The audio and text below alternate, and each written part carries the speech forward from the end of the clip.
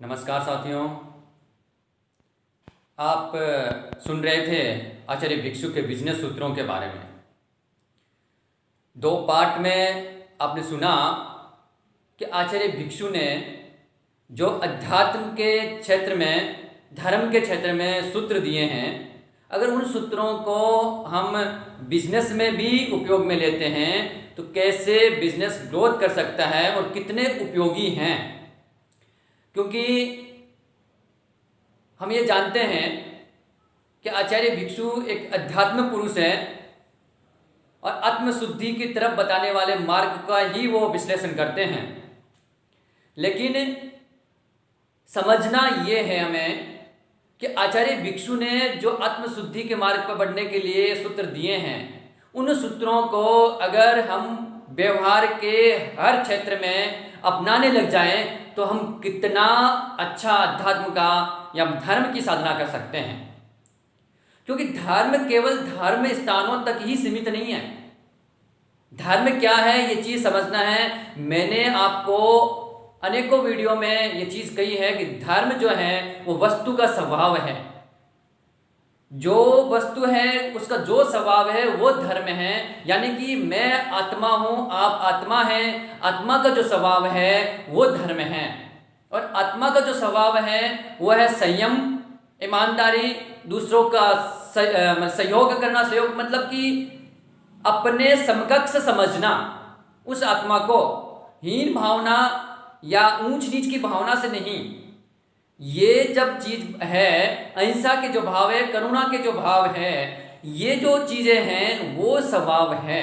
इसके विपरीत जितना भी है वो स्वभाव नहीं है, वो विभाव है, वो विकृति है।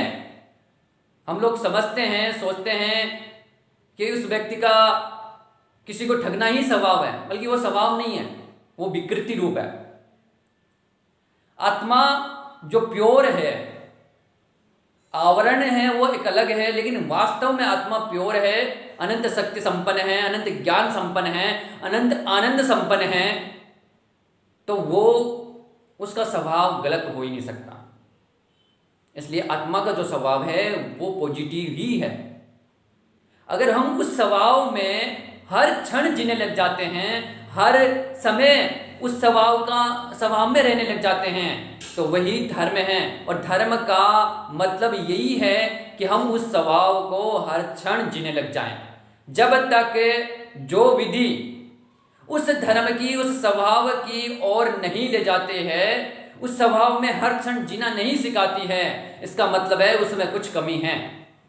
इसलिए आचार्य भिक्षु ने जो सूत्र दिए हैं वो केवल मात्र धर्म स्थानों के लिए नहीं है, या सामायिक करते हैं, माला फेरते हैं तब तक के लिए नहीं है, वो हर क्षण के लिए हैं। हर क्षण हम उसका उपयोग करें, उससे परिणाम हम क्या प्राप्त करते हैं वो एक अलग चीज है। जैसे कि आजकल योगा के संदर्भ में ये कहा जाता है कि स्वास्थ्य लाभ होता है, बल्कि योग वास्तव में आत्मशुद्धि का मार्ग है, केवल स्वास्थ्य लाभ नहीं है। स्वास्थ्य लाभ तो एक छोटा सा प्रतिफल है।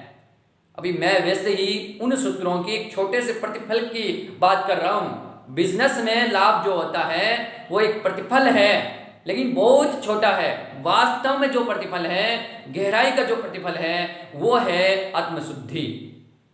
क्योंकि हम बिजनेस में भी अगर ईमानदारी का प्रयोग करते हैं, अगर सत्यता को लेकर के चलते हैं, किसी को भी ठगने के भाव नहीं रखते हैं, तो हमारा बिजनेस ग्रोथ तो करता है। हम आचार्य भिक्षु के सिद्धांतों से बिजनेस में आगे तो बढ़ते हैं, लेकिन इसका मतलब ये नहीं है कि हम आचार्य भिक्षु के सिद्धांतों को एक बिजनेस में जोड़ रहे हैं, परिग्रह में जोड़ रहे हैं, बल्कि उल्टा ये है कि उन सिद्धांतों के कारण से परिग्रह के बीच में रहते हुए भी हम धर्म की आराधना कर रहे हैं। इसलिए मैं आचार्य भिक्षु के सिद्धांतों को जो व्याख्या कर रहा हूं वो व्यापार के क्षेत्र में, बिजनेस के क्षेत्र में इसलिए कर रहा हूं कि हम उस क्षेत्र में भी धर्म की आराधना कर सकें, उस क्षेत्र में रहते हुए भी हम नैतिकता को जी सकें, ईमानदारी को जी सकें, और फिर भी हम अपने बिजनेस को बढ़ा सकते हैं। क्योंकि एक गृहस्थ हैं, बिजनेस आवश्यक होता है, पर लोग सोचते क्या हैं, हम बिजनेस करते हैं तो धर्म नहीं कर सकते, बल्कि ऐसा नहीं है। मैं इस चीज के लिए आचार्य तुलसी को भी याद करना चाहूंगा, जिन्होंने हर समय धर्म करने की, अध्यात्म जीने की जो एक नई सोच पैदा की थी, वो यहाँ पर लागू हो रही है। आचार्य भिक्षु को हम इस संदर्भ में, इस व्यू से समझने का प्रयास करेंगे तो फिर हमारा और ज्यादा गहराई में जाने का अवसर प्राप्त हो सकेगा।